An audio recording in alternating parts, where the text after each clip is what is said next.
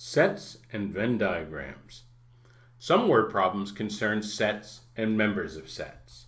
So I'll just say that the topic of sets overall is potentially complicated because human beings can belong to several sets at once.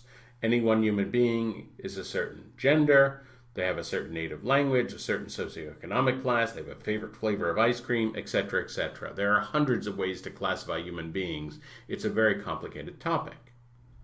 Fortunately, the test focuses on a few relatively simple scenarios. The first set scenario, the easiest, is one in which there are two groups, and each member of the collection may belong to either group individually, or to both groups at once, or to neither.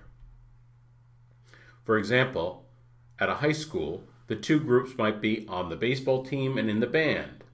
Obviously, some students will be on the baseball team. Others will be on the band. There'll be a few talented students who are on both the baseball team and in the band, and of course there'll always be some who are not participating in either. This scenario is often represented by a Venn diagram. A basic Venn diagram consists of two overlapping circles inside a rectangle. Occasionally the test will give this diagram as part of the question. If not, students often find it helpful to sketch one for their calculations. Elements inside one circle are in one of the groups, and elements in the overlap region are in both groups.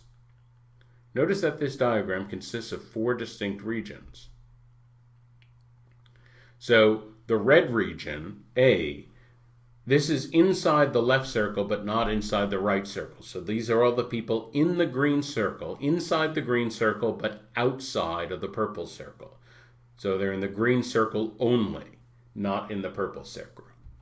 B is the overlap group. They're in both circles. C, these are all the people in the right circle, not inside the left circle. So these are in the purple circle only. The purple circle only and not in the green circle. And then D are all the people outside of both circles. So notice that these four regions, when we add them up, this adds up to the total, either the total number of students or the total number of people that are in this particular study. Notice that the way information is given here, the verbal information, can be very tricky. Let's say for the sake of argument that the left circle means in the band and the right circle means on the baseball team.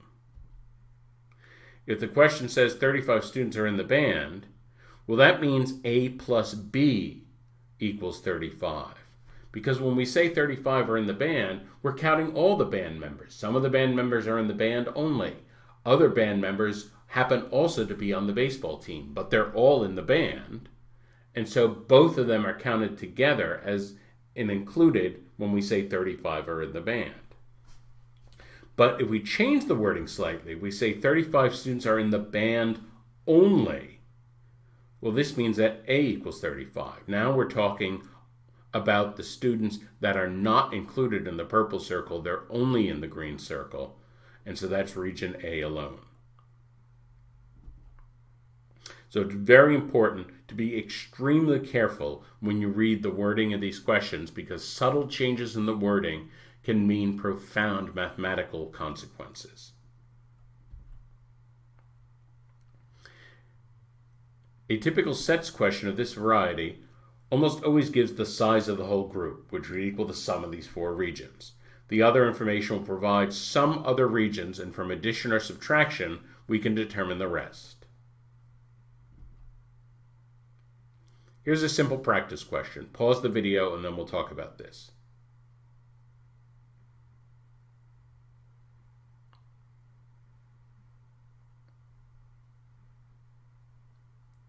Okay, so we'll start out by drawing a Venn diagram, and the green circle on the left, that's going to represent the band. The purple circle on the right, that's going to represent the baseball team. We know that 60 are in the band, so that's A plus B equals 60. 35 are on the baseball team. That's B plus C equals 35. Notice that the B's are counted twice. They're counted once for their band membership, once for their baseball membership. 25, that's the region outside. Well, that's interesting. So if outside the circle there are 25, and there are 100 students altogether, it means that all the people inside the two circles that must add up to 75, because 75 plus 25 equals 100.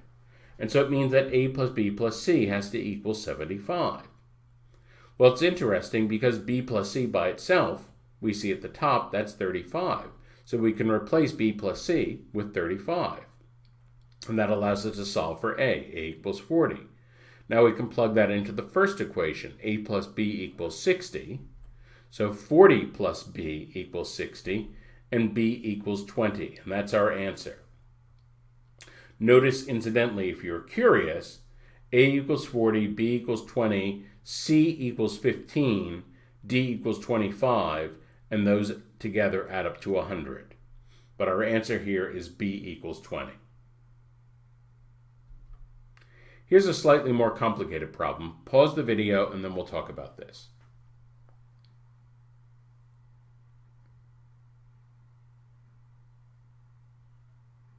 Okay, so French and Spanish. Let the left circle equal French and the right circle equal Spanish. And what I'll say here, unfortunately I need a lot of work to work out the algebra on this problem, so I had to go to a slide that didn't have the text of the question on it. But if you look under this video, you should see the text of the question printed, and so you can refer to that as I'm talking about this if you want to read along with me. So the first thing it says is just as many study neither as study both. Well, the both region is B, the neither region is D, so B equals D. Okay, that's important. Second, we're told 1/4 of those who study Spanish also study French. Well, those who study Spanish, that's B plus C. So 1/4 of B plus C equals the ones who also study French. So those are the people in the overlap group. So 1/4 B plus C equals B.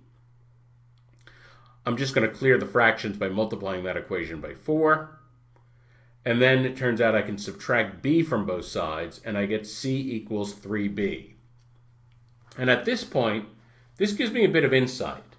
This suggests a method of solution now. Because we're able to express D in terms of B, now we can express C in terms of B. If we could also express A in terms of B, then we could solve for the value of B, and that would allow us to solve for everything. Okay, so let's think about A. The final sentence is that the total number who study French is 10 fewer than those who study Spanish only. So the total number who study French, A plus B, is 10 fewer than Spanish only. Spanish only is C. So A plus B equals C minus 10. So now we're just going to plug in C equals 3B and subtract B from both sides. So A equals 2B minus 10. So now we've expressed A, C, and D all in terms of B. This is important because we know A plus B plus C plus D equals 200. And we can substitute those other letters for expressions involving B. And so we'll just add 10 to both sides. So we'll get 210 on the left.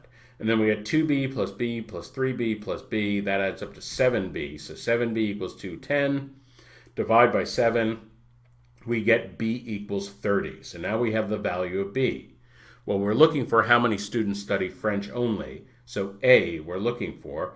We'll just plug that into the expression for A. A equals 2B minus 10, or 230 minus 10. 60 minus 10 is 50. And that's our answer. In summary, Venn diagrams can be helpful in problems with two overlapping sets.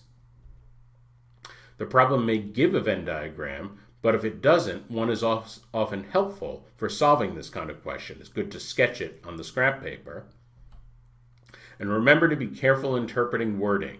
If it says all in X, like everyone in the band or everyone studying French or something like that, that always includes those who are also in the other group and includes all the overlap.